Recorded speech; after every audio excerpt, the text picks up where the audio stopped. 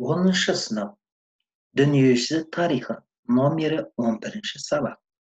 Сабақтың тақырыбы заманауи өнердің даму тенденциялары. Сабақтың мақсаты қазіргі өнердің даму тенденцияларының өзгеруі мен сабақтастығы жайлы ұғыну қажет.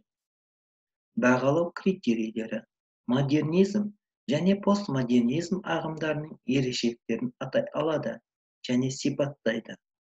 Қазіргі заман қоғамына ықпалын талдай отырып, бұқаралық мәдени ерекшеліктерін түсіндіреді. Құрметті оқушылар, мына суретке қарап, сіздерде сұрақ туындауы мүмкін. Біз мына суреттен не көруіміз мүмкін? Біз мына суреттен қандай мағына көре аламыз? Қандай мағынаны түсіне аламыз?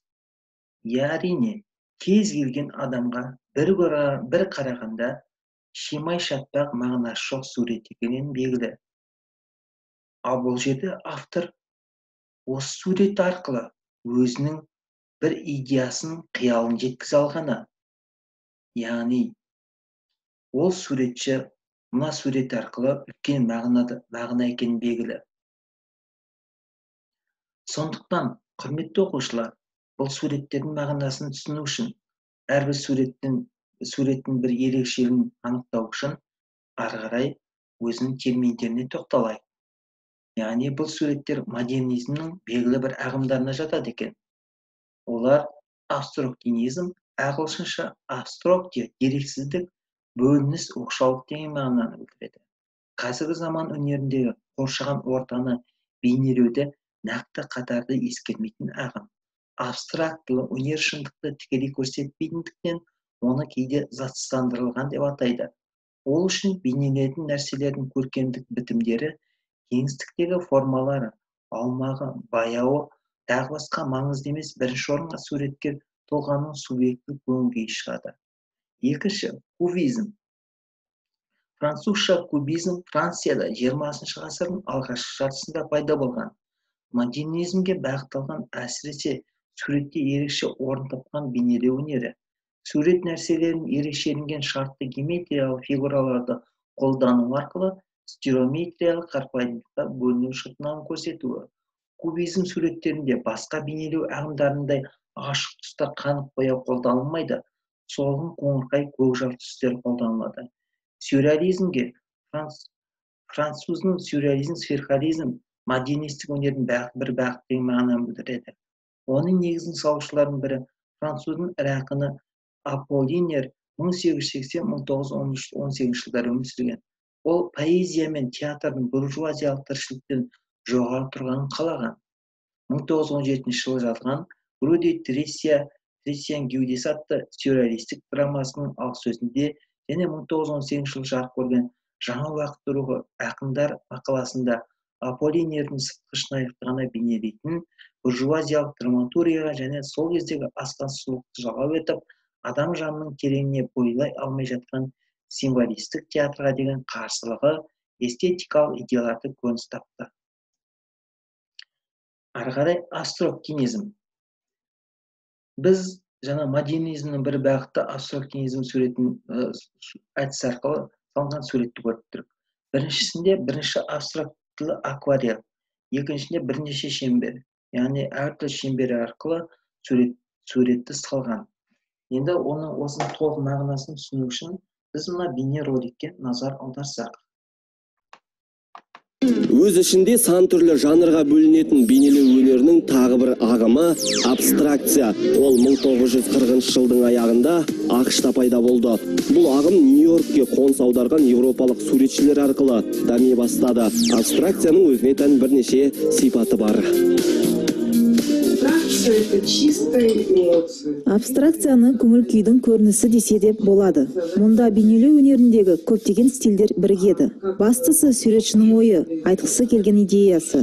Сондықтан қылқалам шебері табиғатта жоқ пішіндерді де суреттеуі мүмкін. Суретші Серікжан Балтаевтың жұмысы осы бағытта. Ол қылқалам шебері болғысы келген адам абстракция жанрына үлкен дайындықпен келу керек дейді.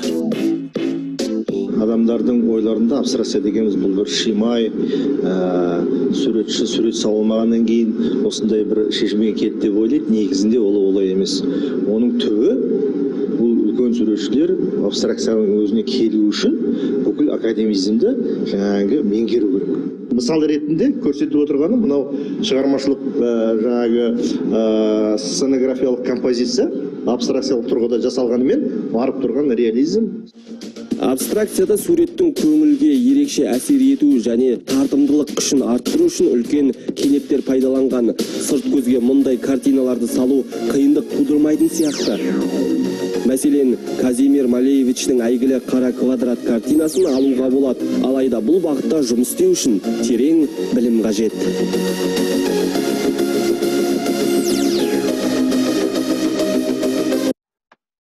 Келесі, құрметті оқушылар, Пабло Пикассоның кубизм әдісі.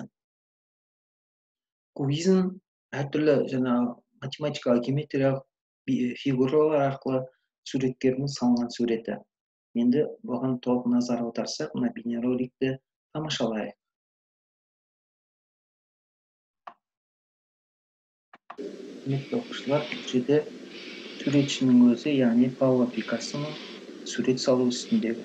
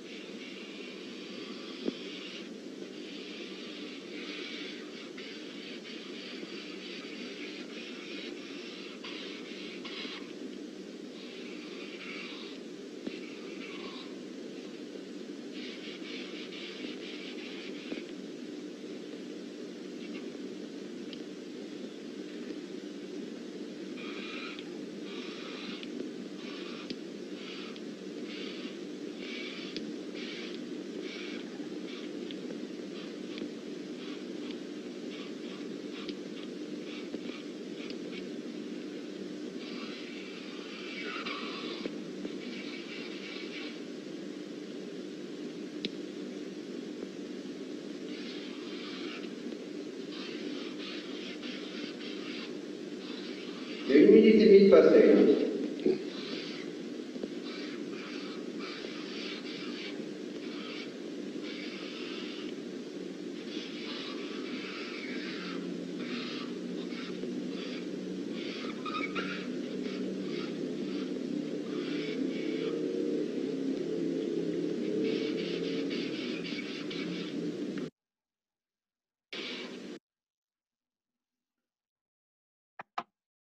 Құрметті оқушылар, біз мына Пикассоның салып жатқан суретінен бір суреттің ішінен екі нәрсе затты көруге болады, яғни бір суретшіден екі сурет.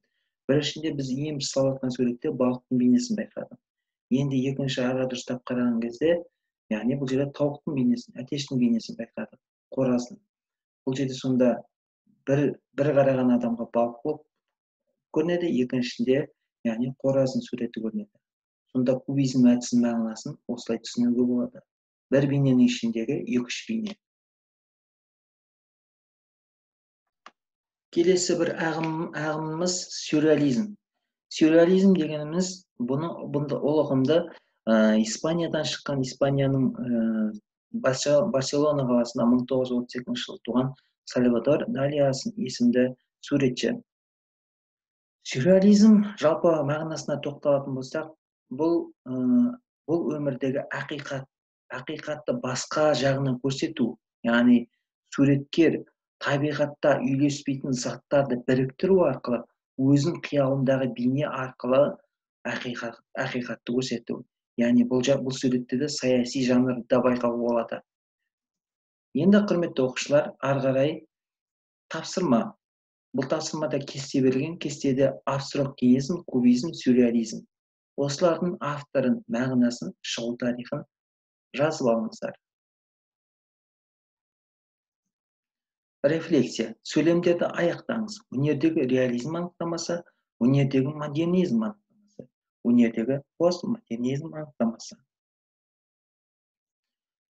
Сонымен сабағымыз аяқталды. Иге тапсырма Еуропадан шыққан ұлы суретшілер атты тақырып бойынша өмірбаян мен шығармалары жайлы эссе жазып келіп